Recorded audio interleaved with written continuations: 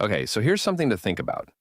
What if the most compelling character in a movie wasn't a hero, wasn't a villain, but someone who just doesn't care? That's exactly what we're looking at with François Ozon's adaptation of The Stranger. Oh, that's such a great way to frame it. Meursault, the protagonist, is so unlike any character we're used to seeing. He's not driven by ambition, love, or even anger. He's just there. And yet, you can't look away. Exactly. The story starts in French-controlled Algiers in 1938, and we meet Meursault, played by Benjamin Voisin. He's a clerk, living a quiet, unremarkable life. Then, he gets a telegram saying his mother has died. And here's the kicker. He doesn't cry, doesn't grieve, doesn't even seem affected. That's what's so fascinating. It's not just that he doesn't cry, it's that he doesn't conform to any of the societal expectations we have around grief. He goes to the funeral, but he's completely detached.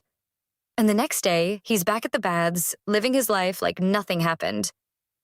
And that's where he reconnects with Marie, played by Rebecca Marder.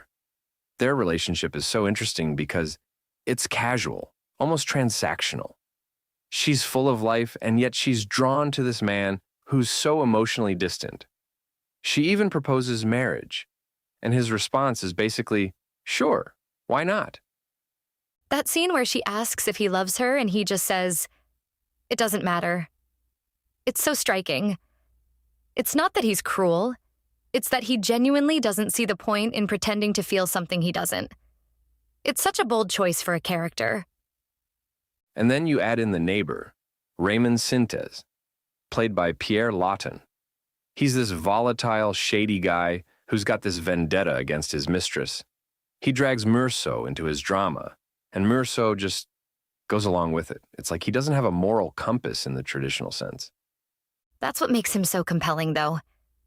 He's not a hero. He's not a villain. He's just this blank slate that people project their own expectations onto. And then, of course, there's the pivotal moment on the beach with the mistress's brother. That scene is so intense. Oh, absolutely.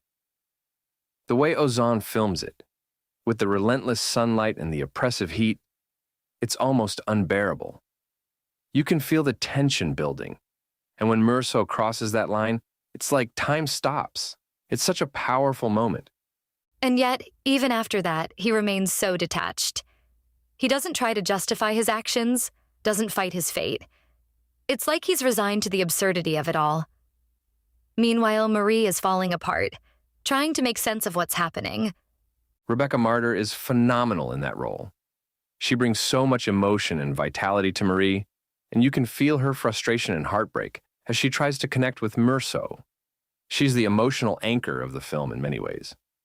And then there's Denis Lavant as Salamano, the elderly neighbor who mistreats his dog but is devastated when it runs away. It's such a small subplot, but it adds so much depth to the story.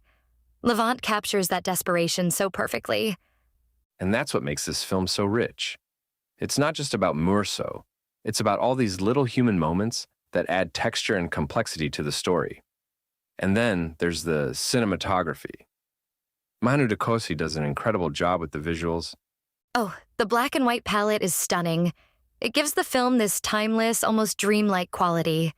It feels like a memory or a meditation on life and existence. And the use of light and shadow is just masterful. It really is. And it's so fitting for a story like this, which is all about existentialism and the absurdity of life. Camus's novel is a masterpiece, and Ozon does such a great job of capturing its essence. This isn't just a retelling, it's a meditation on the themes of the book. So, the big question, is it worth seeing? Oh, without a doubt. But I think it's important to go in with the right expectations. This isn't a fast-paced, action-packed film. It's slow, deliberate, and introspective. It's the kind of film that asks you to sit with it and think. And the performances alone are worth it. Benjamin Voisin, Rebecca Marder, Pierre Lawton, Denis Lavant. They're all phenomenal. Each one brings something unique and essential to the film. And then there's the cinematography. It's a masterclass in visual storytelling. Every frame feels intentional and meaningful. So, Final verdict? I'd say an 8 out of 10 is spot on. It's not perfect, but it's a deeply engaging, thought-provoking film that stays with you long after the credits roll. I completely agree. It's a film that challenges you, that makes you think about life, death, and what it means to be human. And in today's cinematic landscape, that's something to be celebrated. Absolutely. So, there you have it. The Stranger, a mesmerizing portrait of a man who defies convention, brought to life by a director and cast at the top of their game.